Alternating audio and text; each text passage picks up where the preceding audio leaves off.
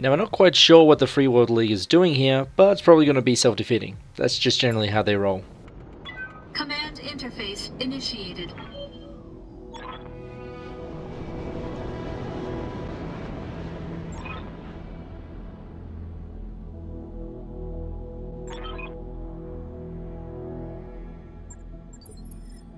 This whole planet could use an air conditioner. Thanks, Glitch. Okay, welcome to the Badlands, a desolate wasteland of extreme heat and shiny things. Nothing much to point out early on. In front of us are the enemies, and we have to go take them down. First up, I split my lands to move around this hill and get a wider sensor spread. Turns out the enemy did the same thing. They got a mech and a vehicle on either side of the AO. Now, as per normal, Decker reserves while the enemy advances, although only one of them, the Firestarter, gets in visual and shooting range. That done, Decker pushes up to get eyes on the other mech, which is the Brace Commando. Now, Firestarters are massive threats. They have decent armor, they're fast, lots of melee-capable weapons, most notably flamethrowers, which as you can guess are really bad in this environment. The plan is to end him fast, then we should be able to knock down the rest pretty easy. To start off, Decker uses his Sense Lock ability to remove 2 of his evasion. Glitch precision strikes his leg to hopefully knock him down before he can go next. But as it turns out with his ramshackle armor, Behemoth's shots just kills him outright. Which is unfortunate. I really want to try and salvage the full mech. A leg kill gives you 2 pieces of salvage. A pilot kill will give you 3, which is all Yang needs to rebuild it. If you completely destroy the CT, you only get 1. But at least we're on our way to gain a good, fun, fast punch bot. Now moving last is Duncan, who just moves up to a sniper perch in order to plink away at the commando. Right, Commander. And you can just see how little armor this guy has. Low threat missions often have units with reduced armor, and when it's lights, like a commando, you can alpha strike them to death real easy. The striker then moves in to shoot, and now we can start new with someone reserving.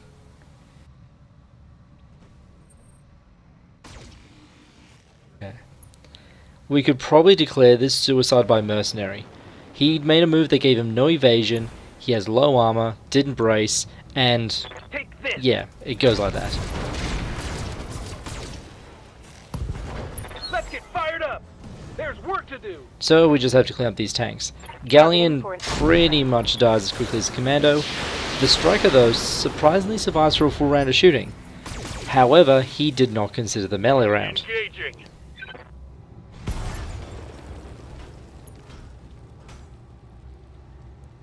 Enemy vehicle destroyed. Mission successful. 0 damage to our mechs, and a bit of salvage. I get the Firestarter part, and weigh out what else I should get.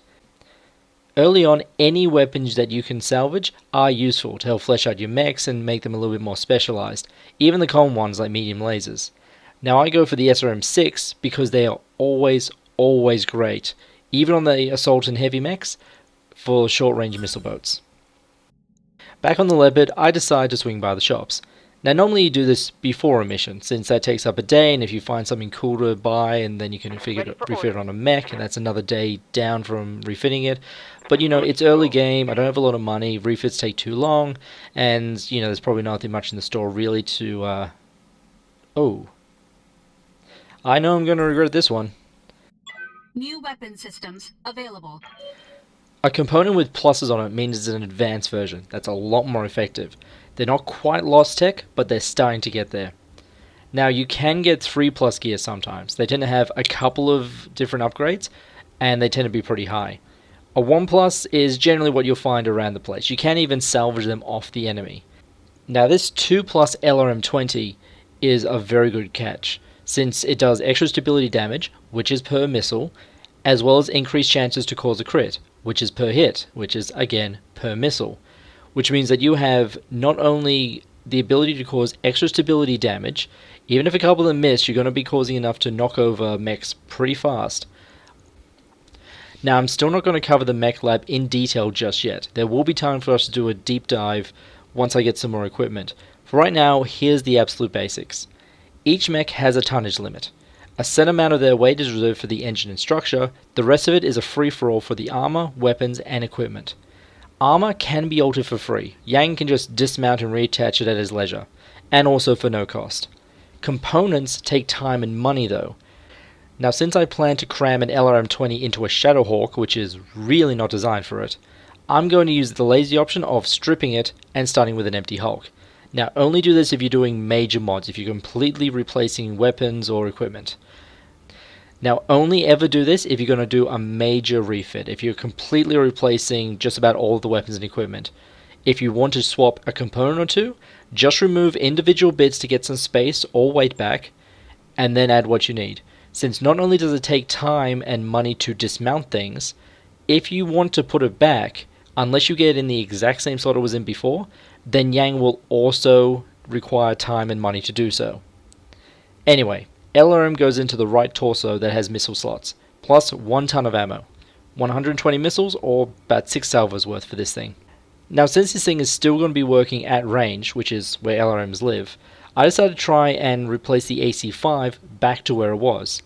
Now you can actually see the cost drop as I do so, since technically Yang hasn't actually done anything with it. So this gives me 2 long-range weapons, pretty ammo restrictive, but I mean considering the last fight, for the time being I'm not too worried. We should be able to end things before that becomes an issue. Next up I hit the max armor button. This uses up the rest of the tonnage to add armor, which you can then tweak around. In this case I'm going to drop pretty much most of the rear armor, since it's unlikely anyone will flank me if this thing is a sniper in the rear, and I use that tonnage to get a couple of jump jets. Jump jets are always handy. They let you relocate real fast, and it prevents you from being stuck. You're wondering how that happens? A couple of times I have had Sumia drop my mech on top of a boulder that he couldn't climb down. Slight problem with this engine. And that's really about it. It's a quick and nasty job. I just want to cram an LRM-20 into something, and the Shadowhawk at the moment is my best bet. When we eventually get some bigger mechs, I'm probably going to revert this back to a normal combat machine, but hell, at some point we're going to be lobbing a lot of missiles at people. Now sadly, this means it won't be available for my next mission, as we can do one immediately that's still on this planet, and even traveling to the next planet won't actually give Yang enough time. But you know what, that's okay, because we have a Locust to fit out our force. No, seriously, I'm going to use a Locust. They can do good work, you just have to be careful with what you do with it. And no, I don't believe I'm tempting fate by putting Decker into it. It's just, Sensor Lock can work from out of line of sight, and if the Locust is out of line of sight, I don't have to worry about the fact that it has tinfoil armor. The only other change is that Medusa is going to borrow Decker's Spider. Now, as squishy as it is, it's still a proper combat machine, and he's got those extra evasion pips to make it live a little bit longer.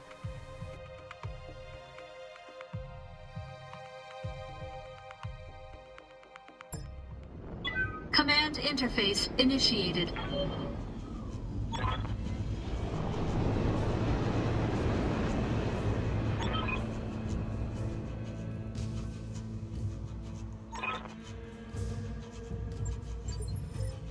This whole planet could use an air conditioner. Thanks, Glitch.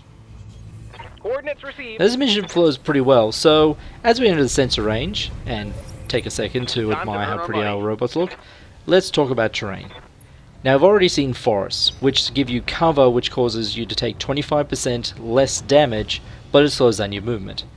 Rocks can also slow movement, but they increase stability damage, so avoid them if you can. The mineral fields you can see here, they used to give you an energy damage boost for reasons, but now what they do is makes a lot more sense. They actually interfere with targeting computers.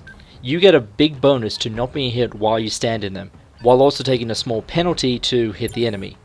So it is I'll wait here for beneficial now. unless you're actively trying to shoot someone. Anyway, back to the mission. We've managed to pick up 4 light tanks. They got bugger all armor, they're slow moving, easy kills. Roger. If you can actually hit them consistently. Right, Commander.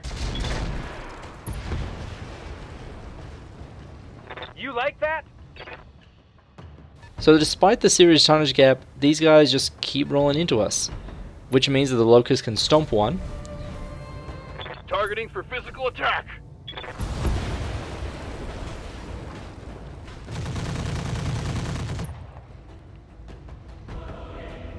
Vehicle trash. And Medusa lives up to the BattleTech motto. Never not Copy DFA. that. Since it's our first one, let's do a recap of what happened here. A DFA is a melee strike with a decent chance to hit and a ton of damage. Vehicles take double damage because melee. The attacker also takes that same amount of damage to their legs, so if they're not fully armoured, you can lose them. I hear Roll you. that Irby clip again.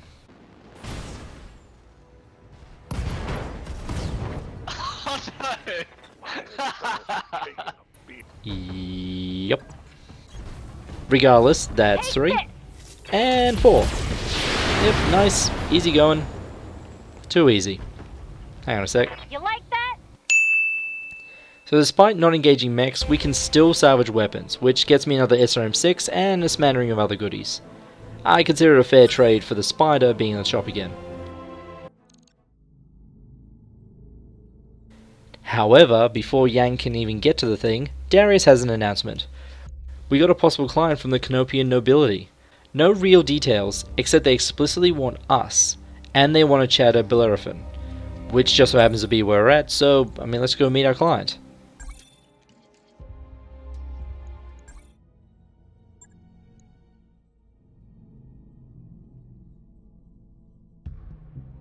Lady Anna Centrella, of House Centrella, the ruling house of the Magistry of Canopus, and apparently a woman with ears everywhere as she knows us, knows about our debt, and has managed to find out about this. This is the Argo, one of a pair of experimental explorator dropships from the Star League. Somehow it ended up a derelict on a moon, and now it's infested with pirates. Our job is to clear the way for an extermination team, then keep it safe while Centrella's techs get it airborne. Vacuum-borne. Whatever.